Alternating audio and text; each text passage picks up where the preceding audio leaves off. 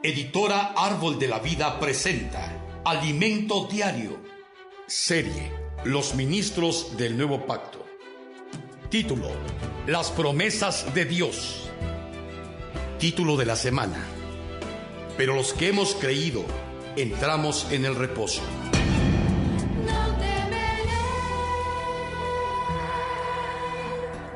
Lunes: aquellos a quienes le importa la voluntad de Dios. Leer con oración. Pero tuvimos en nosotros mismos sentencia de muerte, para que no confiásemos en nosotros mismos, sino en Dios que resucita a los muertos. Segunda de Corintios 1:9. El tema de esta semana es: pero los que hemos creído entramos en el reposo.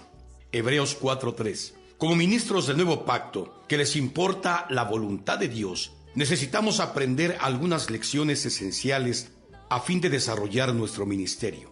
Veremos que fuimos llamados a participar de la relación del Dios triuno y por consiguiente de su economía, es decir, de su plan, el cual posee aspectos macro y microeconómicos. Bajo esa perspectiva, el libro de los Hebreos nos expone que el objetivo del aspecto macroeconómico del plan de Dios es llevarnos a la gloria, y eso ocurrirá por medio del aspecto microeconómico. En ese sentido, a la luz de la historia del pueblo de Israel, veremos la importancia de conocer a Dios y sus caminos para no limitar su operación en nuestra vida. Lo que debemos hacer, como será expuesto, es creer en Dios y obedecerle para que entremos en su reposo, en su reino venidero.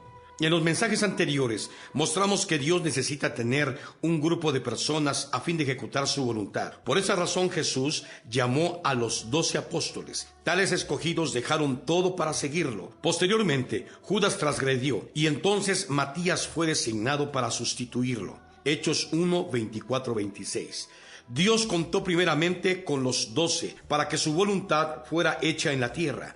Hasta el día de hoy, Dios busca personas dispuestas a cooperar con Él, que vivan de acuerdo con su voluntad y dejen todo para seguirlo. ¿Está usted dispuesto a formar parte de ese grupo de escogidos? Pedro, Andrés, Jacobo y Juan son ejemplos de personas que pagaron el precio y dejaron todo para seguir al Señor. Mateo 4, 18 al 22.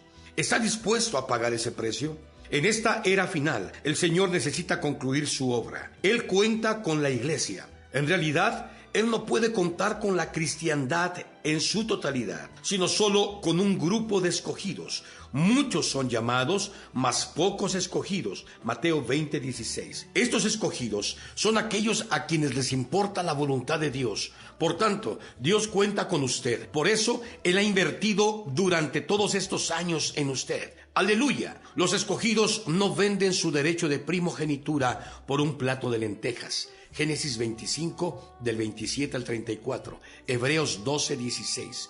No la venden por fama, dinero, poder, posición, ni siquiera para gozar de los deleites temporales del pecado. Hebreos 11, 25. Dejaron de lado una vida pecaminosa y hoy se santifican para servir al Señor. ¿Usted está dispuesto a eso? Los escogidos del Señor aprecian la palabra profética porque saben que la obra de Dios es hecha por medio de esa palabra. Honran a sus profetas y practican la palabra que transmiten. Son ministros del nuevo pacto que no confían en sí mismos, pues su competencia proviene de Dios. Segunda de Corintios 3:5. Son frágiles como un vaso de barro. Por eso reconocen que la excelencia del poder no es de ellos, sino de Dios. 4:7. Desde el primer capítulo de Segunda de Corintios se nos revela el principio central, versículo 8 al 9. Pablo describe la naturaleza de la tribulación que le sobrevino a él y a sus compañeros en Asia. La tribulación era tan intensa que ellos perdieron la esperanza de conservar la vida. No podían confiar más en sí mismos, sino solo en Dios, que resucita a los muertos. Ese es el principio a seguir. Necesitamos experimentar, tener un fin, sentirnos como en un callejón sin salida, después de agotar todos los recursos posibles.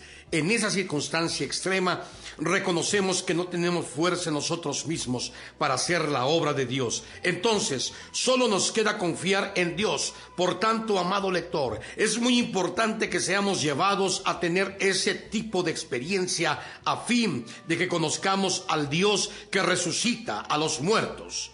Oh Señor Jesús.